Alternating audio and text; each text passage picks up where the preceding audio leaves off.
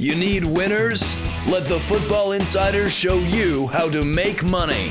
General Manager Al DeMarco, a former sports reporter and contributor on Fox Sports, MSNBC, and Comcast Sports TV, brings over 25 years of handicapping experience to the table. CEO Steve Budin, the author of Bets, Drugs, and Rock and Roll, is the man responsible for creating the sports betting industry.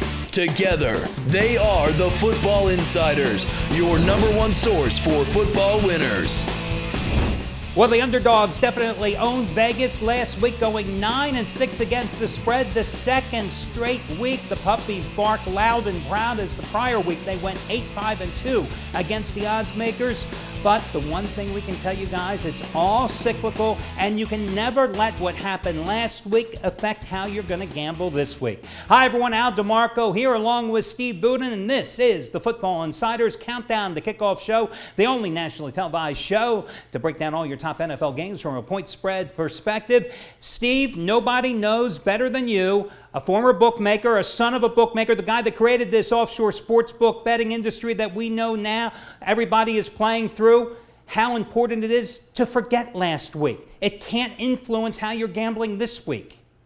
Oh, you're absolutely right, and gamblers do it all the time, and what they don't realize, Al, is all that emotion, all that love loss, all that suffering, and all, in some cases, that jubilation is all taken into account and put into this week's line. So if you add it in twice, you can never get to the right sum. Anyone who took Math 101 knows that. Hey, listen, one of the most important things to have in terms of being a gambler and a handicapper, you got to have short-term memory deficit disorder. Amen. You really have to have it, because you have to put aside what happened, win or lose from last week. You cannot let it affect how you're going to play this week. If you do, you lose focus, and you put yourself behind the 8 ball before you even place that first wager. Case in point, anybody that bet the Atlanta Falcons last week at home against the San Diego Chargers, and you watched the Falcons blow that double-digit lead and ultimately lose in overtime, you were probably sick.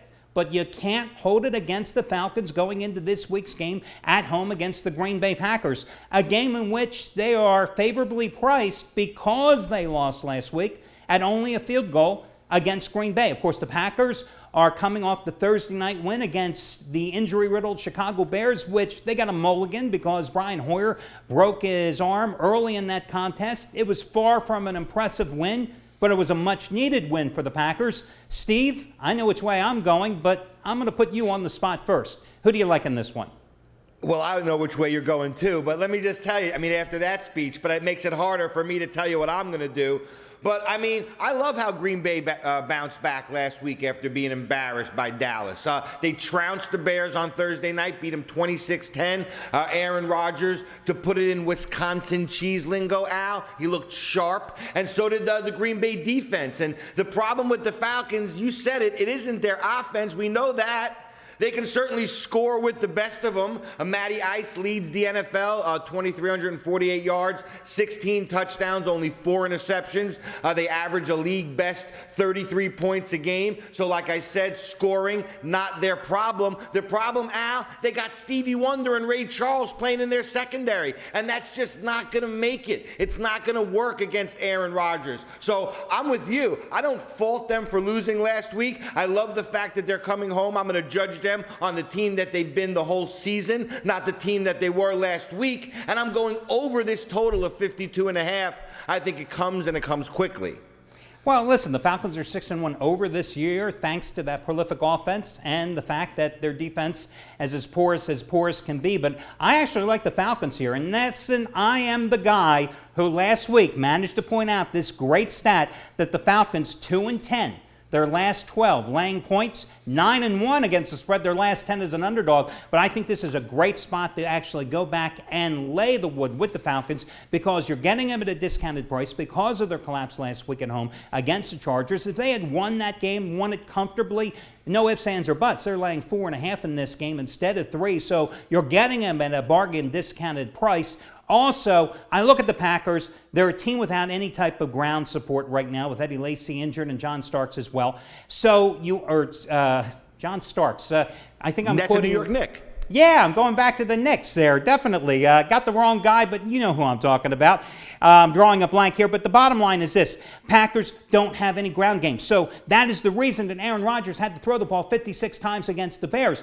Now, on the other hand, we saw the Packers come into that Cowboys game a couple of weeks ago, statistically ranked number 1 in the league at stopping the run. They were only giving up like 42 yards a game. And we saw Zeke Elliott run through them, run around them, run over them, absolutely have his way.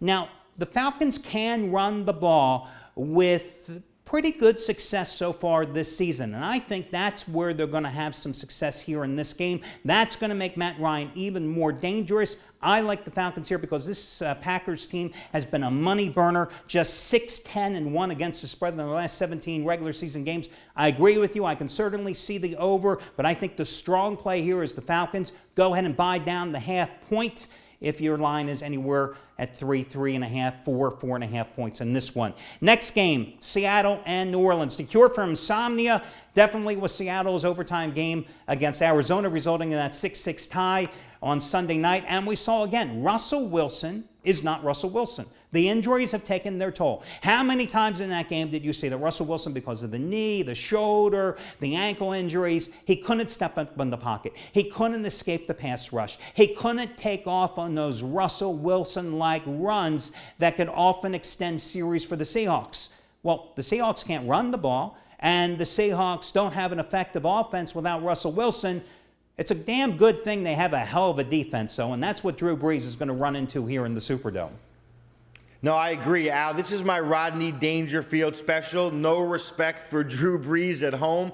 Seattle Seahawks, you're right. They drew to a 6-6 tie with Arizona last week. And to me, Al, those are the two most confusing teams in the NFL this season. So the push, as rare as it is, doesn't surprise me. Russell Wilson, amazingly, completely eliminated the interception from his game. He just doesn't throw them anymore. The problem is, Al, he eliminated the touchdown pass as well. In fact, he's thrown for 1,559 yards this season so far, and he only has 1 pick. But here's the problem. He's only thrown for 5 touchdowns. Al, we're in week 8 already. No good way to spin that. The Seahawk defense, on the other hand, well, they've been more stingy than my great-uncle Mordecai. Al, he owned a bagel store in Williamsburg, Brooklyn. And whenever he used to lose money to the bookies, he would make the holes in the bagels bigger. He was a stingy bastard. But the Seahawk defense, Al, even stingier. 14 points a game. I mean, good for second in the NFL. You know who's first.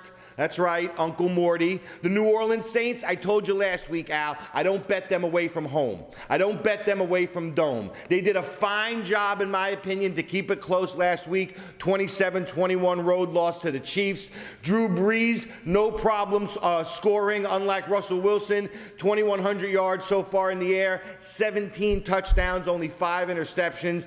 That's what I call getting the job done now. Does Sleeping Beauty wake up this week and beat the Saints at home? Maybe, but I can't bet the Seahawks every week, hoping that they're going to wake up and become the team they used to be back when they won the Super Bowl. Russell Wilson, you said it, more banged up than an Atlantic City hooker. Well, you didn't say that, but that's what you meant. He's got a bum knee, and he's playing like it, and until that changes, I'm going to take Drew Brees at home in the Dome, plus the points. End of story. Hey. Oh, I don't know where you come up with some of these analogies. But anyway, the other thing to consider this for Seattle, you know, they played the late game on Sunday, the late game that never would end. I thought I was watching that Cal-Oregon game last week again. It was a repeat.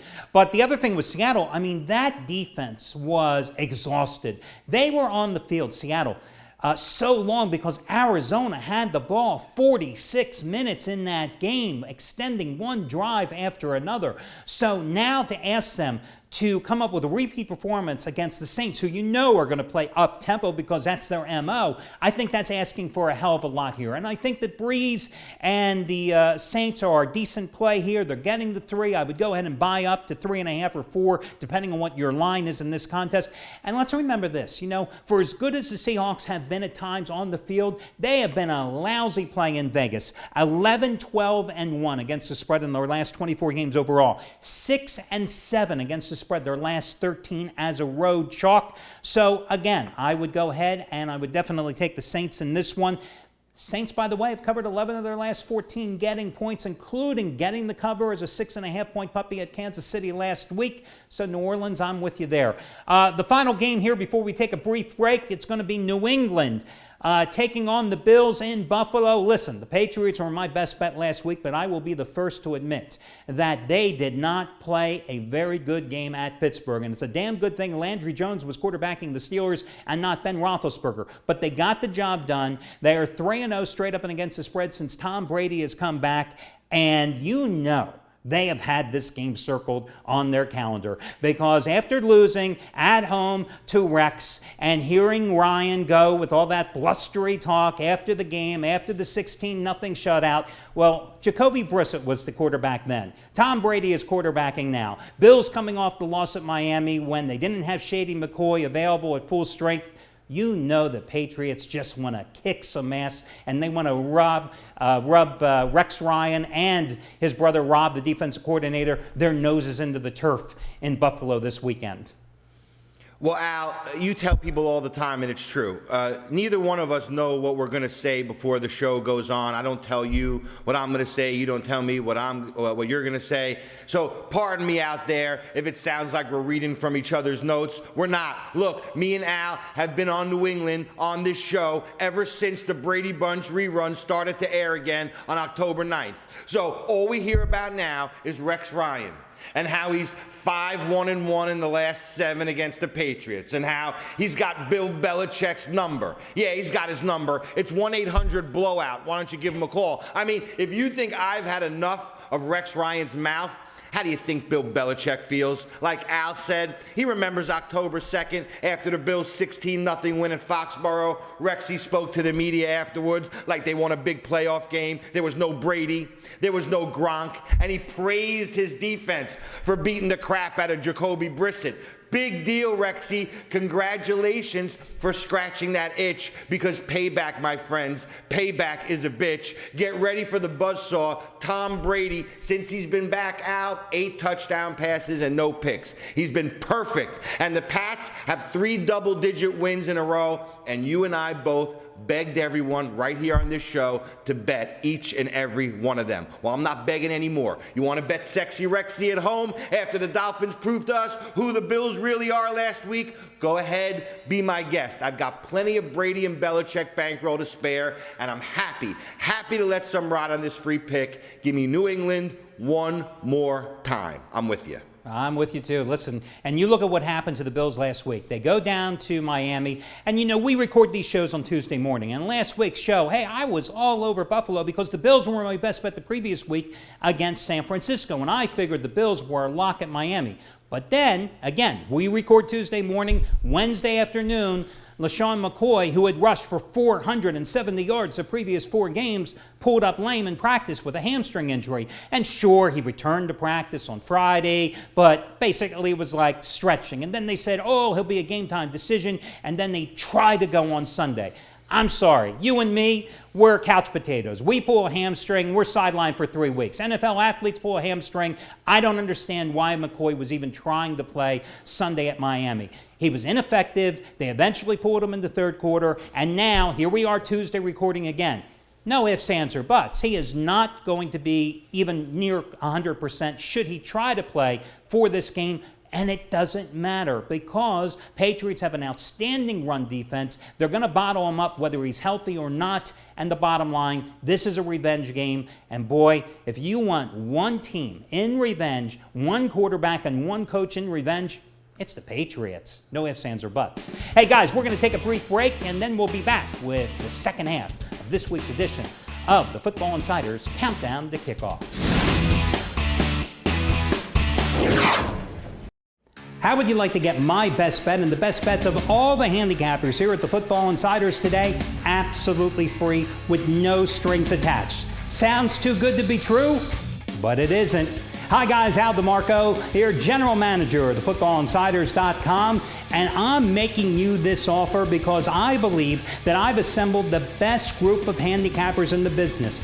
Guys that can make you money over the long haul. And what better way to prove it than by giving you all of our plays for free for 1 day with no strings attached. When I say free means free, I mean it. And the choice of days is yours. You want to get all of our plays on Saturday in college football? Go ahead. You want to get them on Sunday in the NFL? The choice is yours.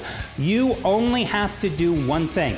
Click on the 1 day free all access pass. That's it. It's that simple. And you're going to get all of our plays for free, no strings attached. It's that simple. Again, the 1 day free all access pass. The only way you don't win is if you don't take advantage of this absolutely free offer here at thefootballinsiders.com. Welcome back, everyone, to the second half of this week's edition of the Countdown to Kickoff show. And let's pick it up with a team that has absolutely thrived on the road. The Oakland Raiders? Yeah, that's right, the Oakland Raiders. 4-0 on the road, and they get a little benefit here. Last week they played in Jacksonville, so rather than go back to the West Coast, they hung out in South Florida, and here they are taking on the Tampa Bay Buccaneers, who are returning home after rallying from a 14-0 first-half deficit at San Francisco for the easy road win and cover over, let's face it, a lousy 49ers team that has lost 6 straight games. Virtual pick'em game. Steve, which way you going in this one? Well, Al, Oakland's about as welcome of a guest these days as my broke-ass cousin Richie from Parsippany Hills. I mean, 4-0 on the season as a visitor, and even more important, Oakland 10-2 versus the spread on the road under Coach Jack Del Rio. Al, I'm going to keep this short and sweet. When I think of Oakland, I think of thug football players. When I think of Tampa, I think of thug strippers. I'll take thug football players over thug strippers any day of the week. Give me Oakland on the road in Tampa. I'm not even going to touch that. I'm not even going to go there. I have nothing to say. Because you know I'm right. You know I'm right. You've been to Tampa, and you know I'm right. You've probably been going up and down Dale Mabry as well. Okay, we will go on here. I will say this. Raiders playing no defense. We darn well sure know that. Number 32 against the pass, number 28 against the run. And that certainly concerns me because, listen, we saw what happened when the Buccaneers played a team that had no defense last week, and that being San Francisco, as they accumulated 513 total yards, including 249 on the ground, and had the ball for 34 minutes. The difference between the 49ers and the Raiders, 49ers have no offense, don't have a quarterback. This team from the Bay Area has both. So I think you could possibly look at the over in this game at 49.5. To me, this is a very difficult game. I do believe that these two teams are both obviously on the upswing. Myself, I think the Raiders are a little more advanced, and I do think that Oakland, they have such confidence playing on the road.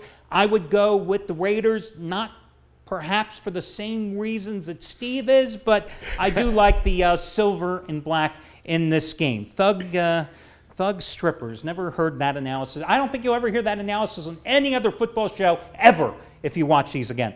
Kansas City at Indianapolis. Hey, Colts won a game. How about that? They didn't fold. Kansas City coming off a 27-21 win, but failed to cover, laying 6.5 against the Saints last week. What concerns me in that game, Drew Brees dropped back to throw the ball at least 742 times in that game. Kansas City, 1 sack. Chiefs have no pass rush. Well, that's a problem when you're taking on Andrew Luck. No, I agree. The last 2 times they met was in 2013 in the wild card game. KC blew the 38-10 lead in the third quarter. Turned out to be a disaster for the Chiefs. Now they look to go ahead into Indy and go through the Colts like Andy Reid goes through a brisket sandwich. KC 6-2 versus the spread, last 8 on the road. But Al, you always say it, there's a flip side to every coin, and that flip side shows Luck has delivered 8 straight covers as a home dog. Both of these teams, Al, they're missing some weapons. I think the Chiefs take the worst of that one. Running back Charles tweaked that AC last week, only 1 carry.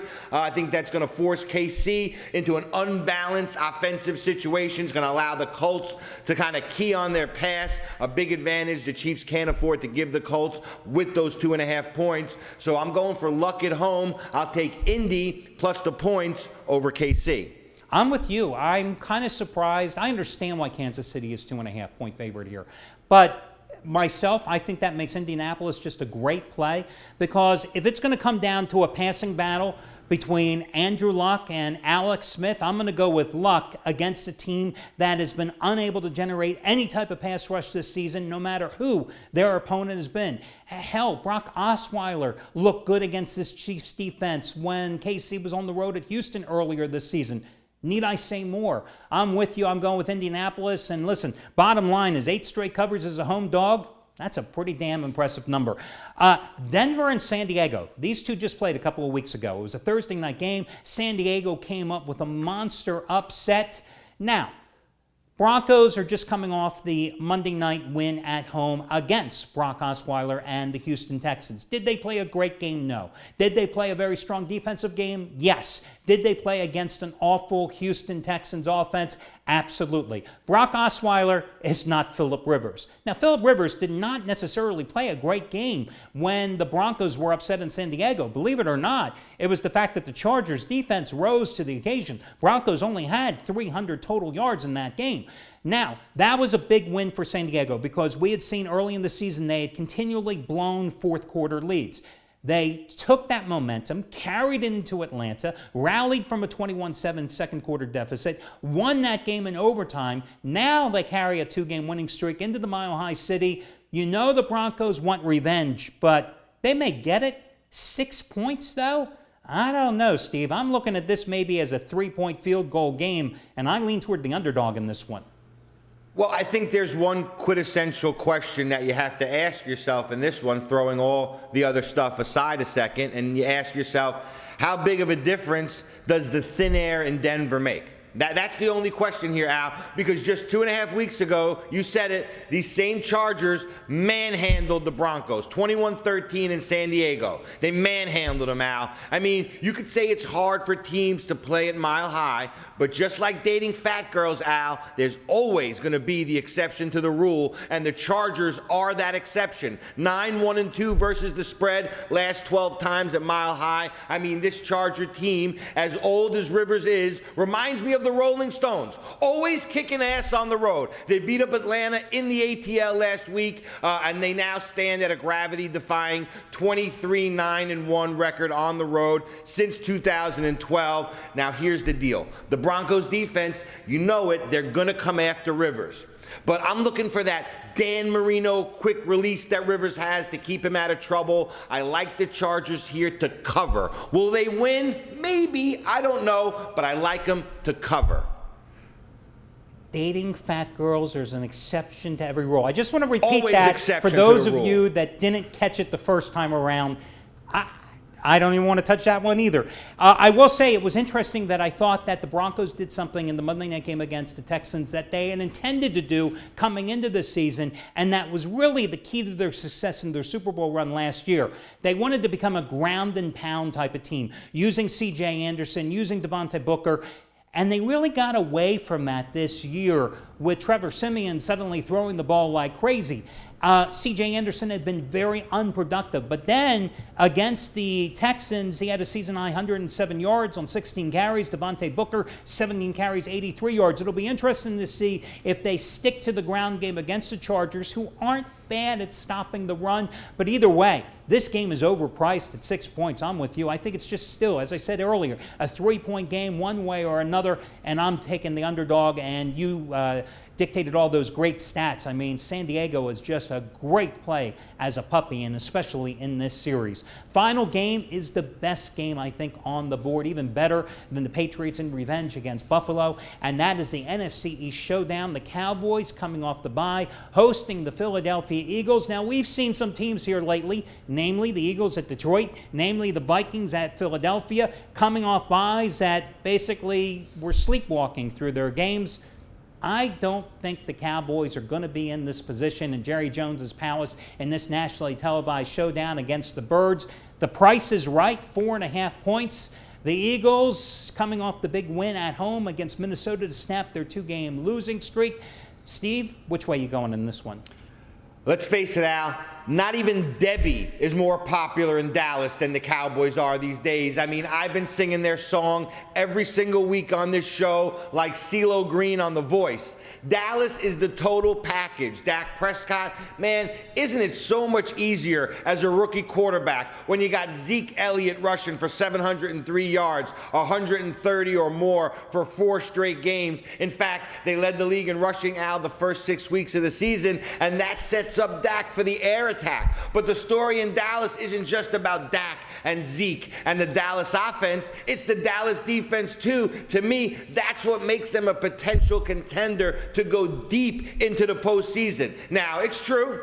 The Cowboys usually suck at home, especially against the spread, but that's with Romo. And now it's a whole different team, a whole different vibe, and a whole different story. If you look at the stats, Dallas is now 5-0-1 versus the spread since Dak took over. Give me Dallas here. I'm going to back them one more time. Dallas minus the points at home. Just like the Patriots, since Brady has returned, we have been riding the Cowboys all season long, and I am with you for another rodeo with Dallas in this one.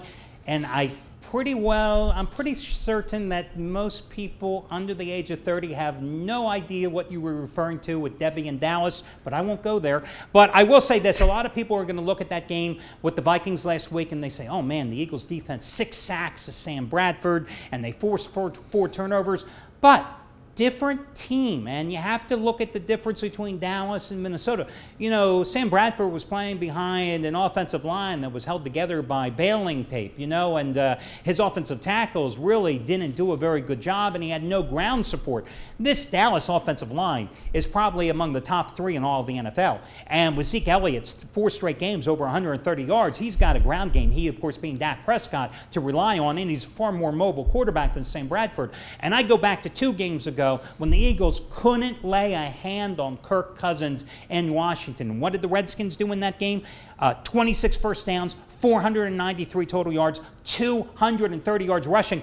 And the Redskins can't even run the ball with Matt Jones and a bunch of assorted guys, yet they average 7 yards a carry.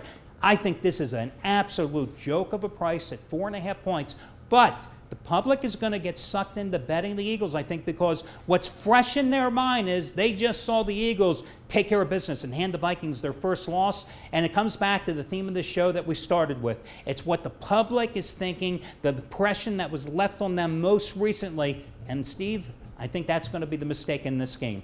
Listen, that's going to wrap up this edition of the Countdown to Kickoff show. For Steve Budin, I'm Al DeMarco. Make sure you check out the website each and every day for my daily video report. And until next week, we'll catch you again here on the Football Insiders.